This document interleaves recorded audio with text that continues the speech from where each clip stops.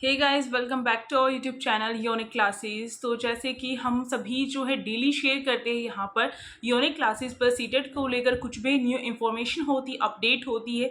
साथ ही साथ मैं अपनी जो स्ट्रैटेजी है वो आप सभी के साथ शेयर करती हूँ। मैं हमेशा बोलती हूँ कि प्रीवियस ईयर पेपर्स करने चाहिए, PYQ लगाओ, ठीक है। मैं हमेशा यही सजेस्ट करती हूँ। बट जैसे कि आप सभी आज मेरे थंबनेल को देखकर समझ रहे होंगे और थोड़ा कन्फ्यूजन में होंगे कि PYQ करने से भी काम नहीं चलने वाला है इस बारी। हाँ, सीटेट में कुछ बदलाव हुआ है और वो क्या बदलाव हुआ है इस वीडियो को पूरा देखिएगा, आपको समझ में आने वाला है। जैसे कि आप सभी को पता होगा, हर साल लाखों बच्चे जो है सीटेट का फॉर्म भरते हैं या फिर लाखों से भी ज़्यादा बच्चे जो है सीटेट के लिए जो है तैयारी करते हैं, उसका फॉर्म फिल करते हैं। ये बात हम सभी को पता है। तो हर साल इतने सारे जो कैंडिडेट्स हैं वो लाखों के लाखों, और अब आपको पता होगा जो सीटेट का एग्ज़ाम है वो अगर आप सभी एक बार क्वालिफाई कर लेंगे तो वो उम्र भर के लिए हमारे लिए वैलिड हो जाएगा, है ना। ये बात भी आ रही है। तो इसको लेकर क्या है, अब हर कोई जो है सीटेट करने वाला है। हर कोई जो है सीटेट का जो फॉर्म है वो फिल करता है, और जो फॉर्म फिल किया जा रहा है, और आप सभी ये बात सोचिए, जब ये चीज़ घोषित कर दी गई, ये चीज़ बोल दिया गया है कि जो एक बार में ही अगर हमने सीटेट क्लियर कर दिया है तो हमारा वो उम्र भर के लिए वैलिड होगा। और अब तो जो है फर्स्ट ईयर में भी जो स्टूडेंट्स हैं वो एग्ज़ाम दे सकते हैं, है ना। तो ये सारे जो बदलाव किए गए हैं, तो इसके पीछे क्या है, आपको ये बात ध्यान रखनी है। अब जो है सीटेट का एग्ज़ाम वो सीटेट 2011 वाला नहीं आने वाला है कि केवल जो है आप क्वेश्चंस कर लेते हैं और हो जाएगा, या फिर मैं ये कहूँ जो अभी तक एग्ज़ाम हुए थे वैसा नहीं आने वाला है कि हमने जो है कुछ क्वेश्चंस की प्रैक्टिस की, प्रीवियस ईयर पेपर्स की और काम चल गया। एज इट इज़ क्वेश्चन देखने को मिल गए, है ना। अब वो चीज़ जो है यहाँ पर दोबारा से आपको देखने को नहीं मिलेगी, ये बात आपको ध्यान रखनी है। अब क्या है, अब जो है सीटेट में एक बदलाव होने वाला है, बहुत बड़ा बदलाव। और ये जो है अभी जो रिसेंट के एग्जाम्स हुए थे उसमें भी देखने को मिला था कि सीटेट वाले जो है ये सोच रहे हैं कि पेपर को कैसे ना कैसे करके हार्ड किया जाए कि स्टूडेंट्स जो है वो क्वालिफाई ना कर पाए। सिंपल सी बात ये है, ठीक है। तो अब जो है जो वो क्या कर रहे हैं, उन्होंने अपनी साइट से, जैसे स्टूडेंट्स ने मुझे इन्फॉर्मेशन दी कि उन्होंने जो अपनी साइट है वहाँ से क्या कर दिए हैं, जो प्रीवियस ईयर पेपर्स है उनको भी हटा दिया। तो एक तरफ तो हमें ये बात समझ में आ रही है कि प्रीवियस ईयर पेपर्स करना इंपॉर्टेंट है इसके लिए, यानी कि हमारा जो क्वेश्चन पेपर बनेगा, डिज़ाइन होगा, वो कहीं ना कहीं प्रीवियस ईयर पेपर से डिज़ाइन होगा। तो प्रीवियस ईयर पेपर्स भी करने हैं, बट आपको ध्यान रखना है अब जो है सीटेट के एग्जाम में एज इट इज़ क्वेश्चन जो होंगे वो हमें मिल सकते हैं। बट हमें ध्यान रखना है अब जो है सीटेट का जो एग्ज़ाम होगा उसमें जो है घुमा फिरा कर क्वेश्चंस पूछने वाले हैं। हमारे जो इंपॉर्टेंट टॉपिक्स रहेंगे वही प्रीवियस ईयर पेपर्स के रहेंगे, बट अब जो है क्वेश्चंस को जो है, यानी कि हम प्रीवियस ईयर पेपर्स को छोड़ भी नहीं सकते हैं, और ऐसा भी नहीं है कि अगर उनको कर लिया तो हमारा होना ही होना है। देखो, ध्यान की बात ये रखने की बात ये है कि देखो प्रीवियस ईयर पेपर्स में से आपको इंपॉर्टेंट टॉपिक्स पता चलने वाले हैं। इंपॉर्टेंट टॉपिक्स हो गए और उनको आपने कवर किया और उससे आपका एग्जाम हो जाएगा, ऐसा भी नहीं हो सकता, है ना। तो उसके लिए आपको बहुत सारे क्वेश्चन की प्रैक्टिस भी करनी पड़ेगी, टॉपिक्स के साथ क्वेश्चन की प्रैक्टिस। उस क्वेश्चन को देखकर हमें टॉपिक्स के बारे में पता चलता है प्रीवियस ईयर पेपर्स के, अगर हम क्वेश्चन देखते हैं तो। अब बात आती है कि जो सीटेट है, सीटेट हाई लेवल का बनाते जा रहे हैं। और अभी तक सीटेट अगर हम देखें सभी टेट एग्ज़ाम में से जो सीटेट है वो जो है इतना ज़्यादा हैवी नहीं होता था, बट अब धीरे धीरे करके उसे जो हाई लेवल का बना रहे। अगर मैं कहूँ आपको, कोविड से पहले जो सीटेट हुआ था उसके क्वेश्चन पेपर्स को उठाकर देखो, और जो रिसेंट में जो अभी ऑनलाइन एग्ज़ाम हुए थे उनके क्वेश्चन पेपर्स को उठाकर देखो, आपको फ़र्क जो है साफ दिखाई देगा कि यहाँ पर क्या है। अब दोनों जो हैं उनके जो क्वेश्चन पेपर्स हैं उनमें आपको लेवल जो है अलग दिखाई देगा।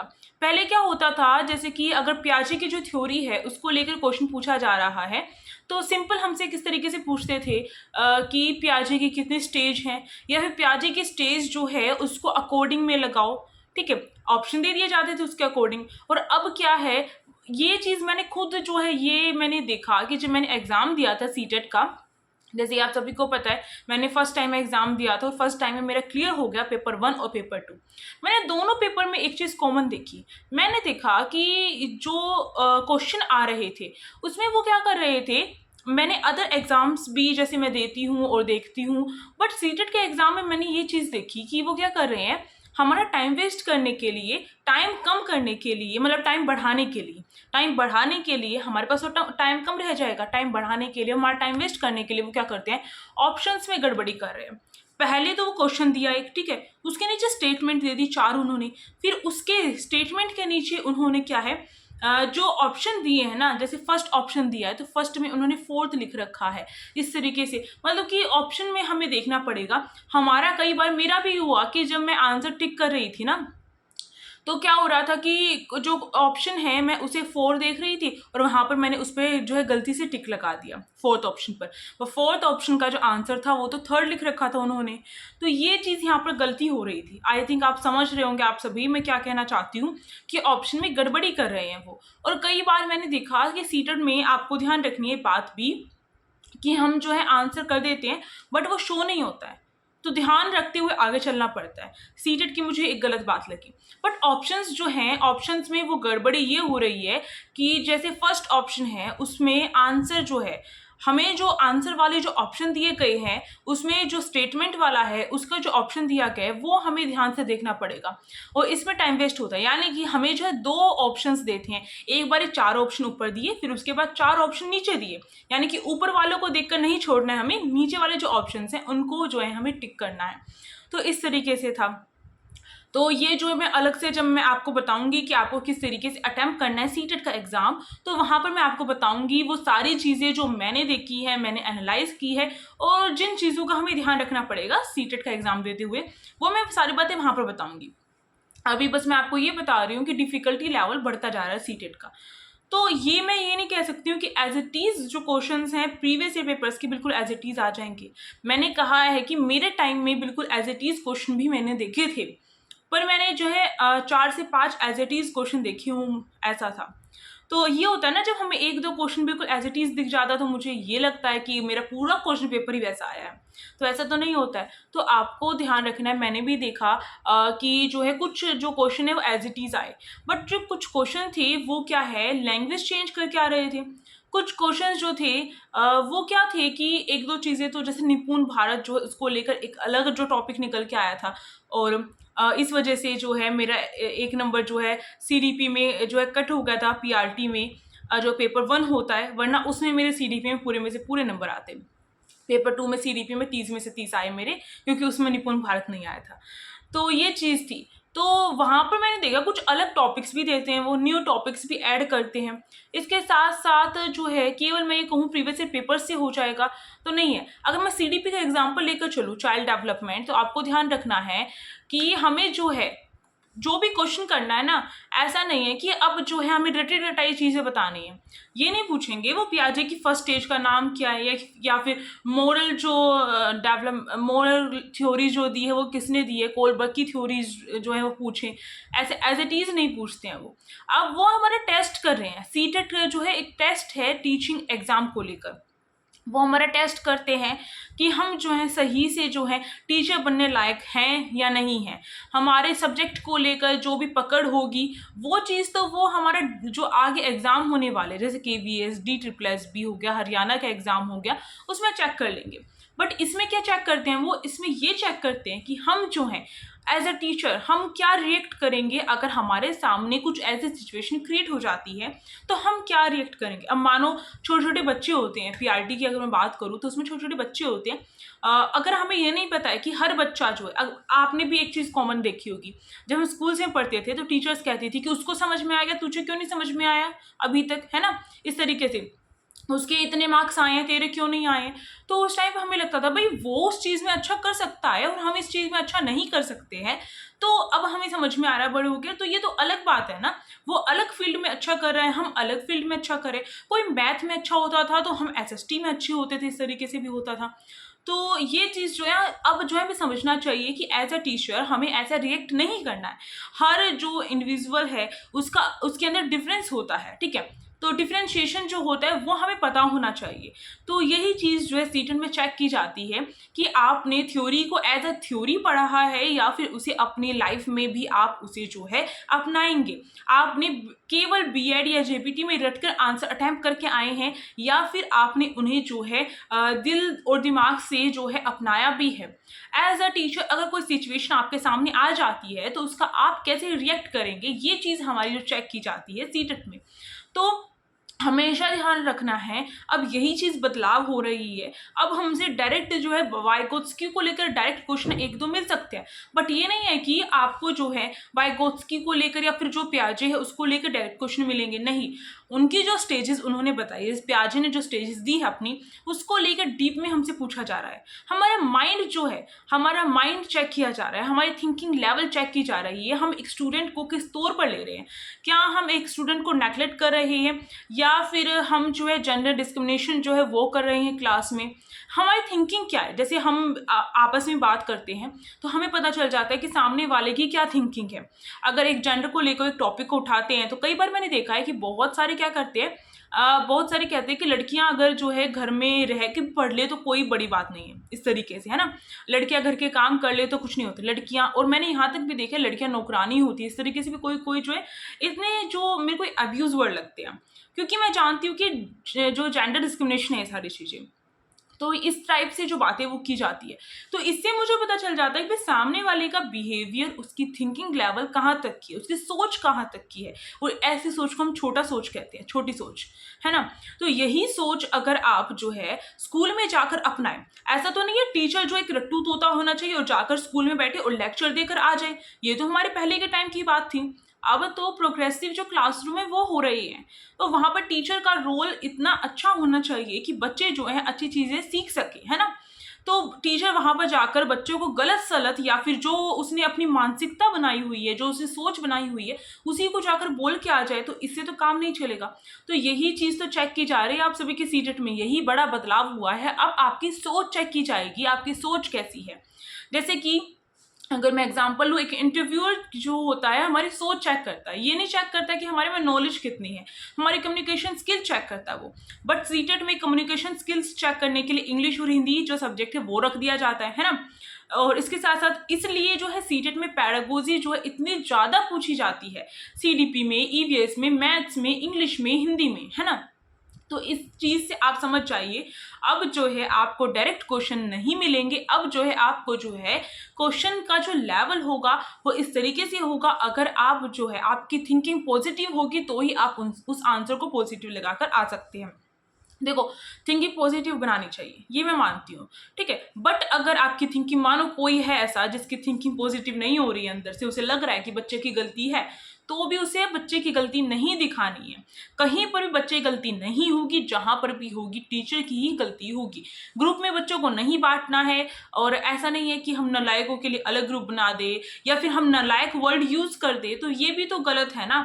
तो कुछ ऐसे वर्ड्स वगैरह यूज करके भी क्वेश्चन पूछा जाता है कि ये ठीक किया गया है, नहीं किया गया, या फिर हमें जो है कुछ एग्जाम्पल दे दिया जाते हैं, जैसे प्याजे की कोई स्टेज का एग्जाम्पल दे दिया, फिर पूछ लिया जाएगा आपसे ये प्याजे की कौन सी स्टेज है, ठीक है, प्याजे ने इसको कौन सी स्टेज कहा है। इस तरीके से क्वेश्चन पूछे जाते हैं। लैंग्वेज स्किल जो है वो भी चेक की जाती है हमारी। हमें ये देखा जाता है कि ये भी पूछा जाता है कि अगर जो है हैंडीकैप कोई है तो उसे जो है नॉर्मल स्कूल में, नॉर्मल क्लासरूम में पढ़ने का हक है या नहीं है, तो उसमें भी हमें पॉजिटिव आंसर ही लगाना चाहिए। तो इस तरीके से आपको ध्यान रखना है, पॉजिटिव आंसर्स को जब आप जो है टिक करना स्टार्ट कर देंगे तो ही आपके जो मतलब क्वेश्चन को समझना है कि पॉजिटिव, आपको एक पॉजिटिव पर्सन होकर ही उसमें आंसर अटेम्प्ट करने हैं, ठीक है।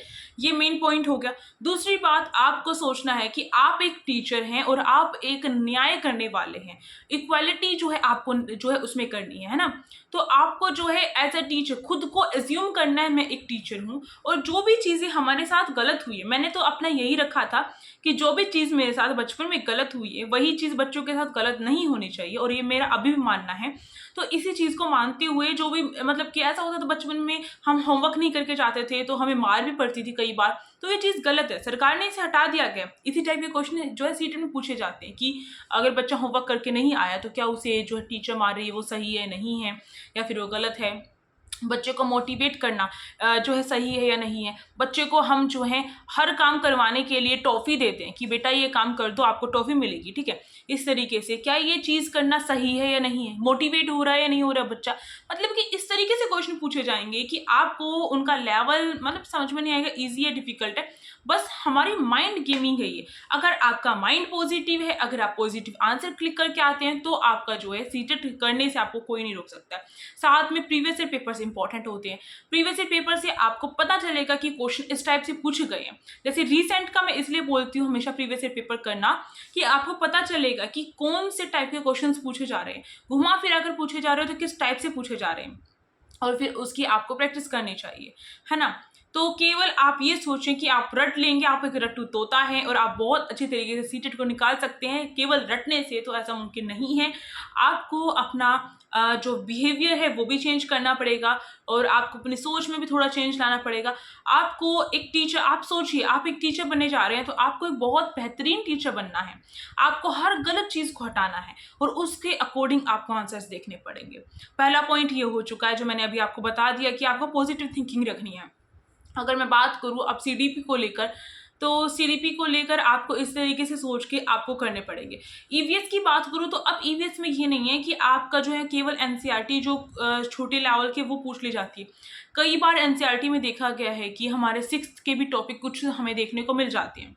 बट मैं जहाँ तक कहूँगी कि आप जो है एनसीईआरटी जो है जो एनसीईआरटी 3rd to 5th है वो कर लीजिए। जैसे हाथी का क्वेश्चन हो गया वो मोस्टली पूछे जाते हैं, ठीक है। मधुमक्खी को लेकर जो क्वेश्चंस हो गए वो पूछे जाते हैं, तो मैं करवाऊंगी, बिल्कुल करवाऊंगी और आप सभी जो है मेरा साथ देंगे तो ये पॉसिबल हो पाएगा। मेरे पास सारे नोट्स हैं, बिल्कुल बिल्कुल। आप सभी मेरे को कमेंट बॉक्स में आप कमेंट ही नहीं करते हैं, मुझे कैसे पता चलेगा कि आप सभी जो है पढ़ना चाहते हैं मुझसे या नहीं, तो आप कमेंट करके बताइए। अब देखो इस तरीके से ईवीएस में पूछा जा रहा है। ईवीएस में जो है आपको कुछ पेडागोजी के जो कुछ टॉपिक्स हैं वो आपको पता होने चाहिए किस टाइप से। मैं ईवीएस का सिलेबस भी आप सभी के साथ जो है शेयर करूंगी अच्छे तरीके से। पेडागोजी के जो इंपॉर्टेंट टॉपिक्स है वो भी शेयर करूंगी। मैथ्स का जैसे मैंने बताया कि मैथ्स का लेवल भी इंक्रीज हो रहा है। मैथ्स की अगर वीडियो नहीं देखी तो वो देखिए, उसमें मैंने अच्छे तरीके से बताए हैं कि कौन से अदर टॉपिक्स जो ऐड हो रहे हैं।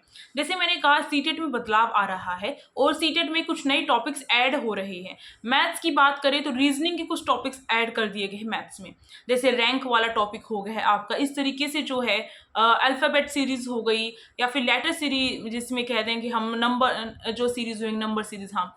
तो ये जो कुछ टॉपिक्स हैं रीजनिंग के वो भी ऐड किए जा रहे हैं और लेवल थोड़ा सा क्वेश्चंस का हाई किया जा रहा है मेरे ख्याल से। तो ये रीजनिंग कुछ टॉपिक्स हैं जो आपको कर लेने चाहिए, इंपॉर्टेंट है। और इंपॉर्टेंट टॉपिक्स की वीडियो ऑलरेडी मैंने शेयर कर दिया, तो दोबारा बताने का तो कोई फ़ायदा नहीं है। तो इसका मतलब ये है कि आपको जो है कुछ टॉपिक्स जो हैं वो यहाँ पर क्या किए जा रहे हैं, ऐड किए जा रहे हैं, कुछ अलग चीज़ें यहाँ पर अपनाई जा रही है।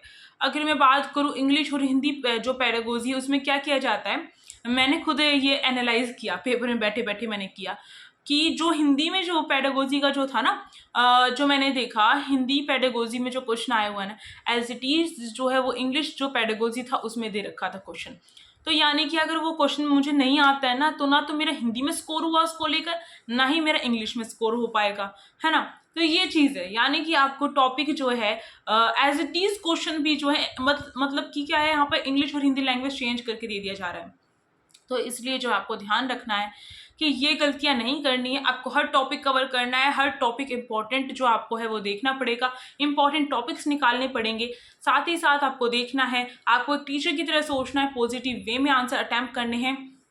इसके साथ साथ आपके जो न्यू टॉपिक्स ऐड हो रहे हैं पता होने चाहिए और प्रीवियस ईयर पेपर्स करना इंपॉर्टेंट है। बट एज इट इज़ केवल प्रीवियस ईयर पेपर्स करके बैठ गए ना, ये सोच लिया कि भाई मैं तो प्रीवियस ईयर पेपर्स करूँगी और मैंने ला कर रख दिए और मैंने करना स्टार्ट कर दिया और मेरे प्रीवियस ईयर पेपर्स कंप्लीट हो गए। बट अगर वो पढ़ने के बाद मेरी समझ जो है वो जो है उतनी ही रही, बस मेरे को ये याद है प्याजे की ये स्टेजेस थी, इस टाइप से क्वेश्चन आ गया तो एज इट इज़ लगा के आ जाऊँगी, इससे काम नहीं चलने वाला है। अब जो है हमें एक अलग तरीके से सोचना पड़ेगा, स्ट्रैटेजीज, यानी कि हमेशा मैं बोलती हूँ कि रास्ते जो हैं अनेक होते हैं, जहाँ पर भीड़ चल रही है वहाँ पे जाना ज़रूरी नहीं है, अपने रास्ते हमें खुद बनाने चाहिए तो मंजिल दूर नहीं होगी। तो इसी तरीके से हमें जो है अलग स्ट्रैटेजीज, क्योंकि पढ़ते सभी हैं ऐसा नहीं कि पढ़ाई कोई नहीं कर रहा है। अब देखो किसी ने अपना सीटेट का एग्ज़ाम फ़िल किया है, ऐसे होते हैं कुछ बच्चे होते हैं कि जो नहीं पढ़ते हैं, उनकी बात तो हम नहीं करते। बट लाख में से, 1.5 लाख में से लाख बच्चे तो ऐसे होंगे ना जो पढ़ रहे हैं अभी, जो जिन्होंने जो है सीटेट का एग्ज़ाम करते ही पढ़ रहे हैं और प्रीवियस ईयर पेपर्स लगाते हैं, करते हैं, और स्ट्रैटेजीज़ जो है जो हम बताते हैं वो फ़ॉलो भी करते हैं वो।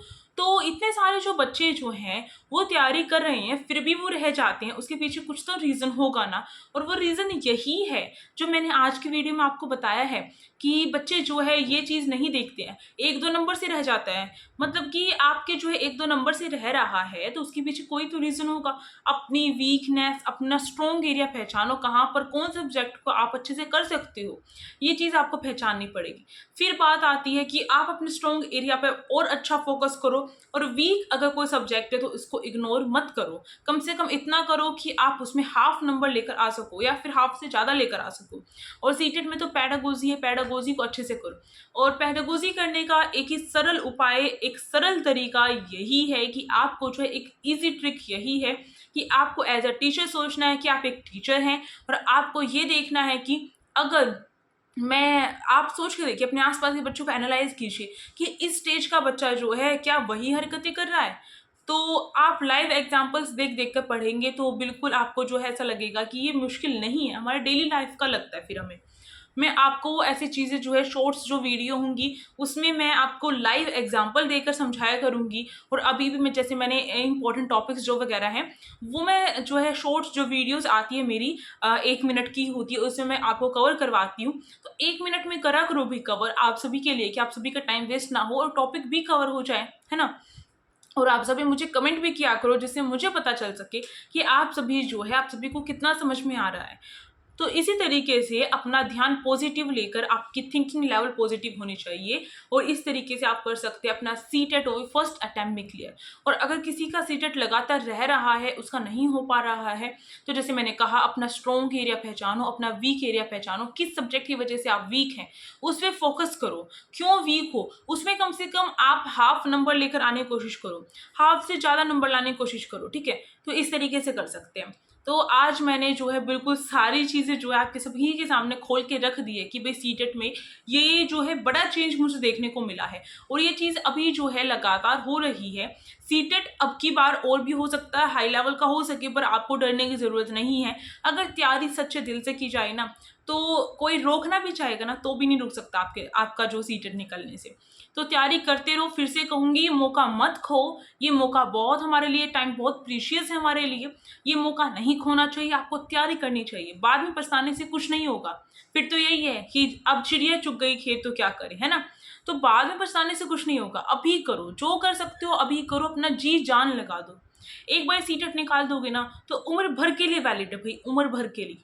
करो भई मेहनत, क्या पता कब ये चीज़ हटा दी जाए, हो भी सकता है ना, वो तो हमें नहीं पता है। बट अभी तो है ना, उम्र भर के लिए वैलिड है, वैकेंसीज़ आने वाली है नेक्स्ट, तो आपको जो है तैयारी करनी है, सीटेट क्लियर करना है, मन में ठानोगे तो हो जाएगा। और इसी तरीके की और वीडियोज़ देखने के लिए चैनल पर विज़िट कर सकते हैं आप सभी। और अगर आपको ये वीडियो अच्छी लगी है तो आप इस वीडियो को लाइक कर सकते हैं, शेयर कर सकते हैं अपने फ्रेंड्स के पास, और साथ-साथ में टेलीग्राम ग्रुप को जॉइन करना मत भूलिएगा। मैं क्यों बोल रही हूँ, क्योंकि आपके फ़ायदे की बात है, वहाँ पर आपको अपडेट्स दी जाती है, अगर वो स्किप हो गई ना फिर गड़बड़ होने वाली है। और चैनल को सब्सक्राइब करके रखो, अगर आप चैनल को सब्सक्राइब करते हैं तो आपका ही फ़ायदा है इसमें। आपकी जो भी तैयारी है उसे और भी बुलंद तरीके से होने वाली है हमारे साथ जुड़ने के बाद। और कुछ भी नई चीज़ें मैं आप सभी के साथ शेयर करती हूँ, बिल्कुल ऑनेस्ट अपना जो एक्सपीरियंस है आप सभी के साथ शेयर कर रही हूँ देखो। तो अब जो है आपके हाथ में है, आपको क्या करना है, अपनी तैयारी करिए। अब जो हम नेक्स्ट जो भी वीडियो होगी उसमें मिलेंगे, जो जिस भी टॉपिक में जो वीडियो आपको चाहिए होगी आप मुझे बता दीजिए, कमेंट बॉक्स में हम बनाएंगे। Thank you for watching this video, और मेरा मकसद यही है कि आप सभी का सीटेट जो है मेरी तरह पहली बार में निकल जाए। Thank you.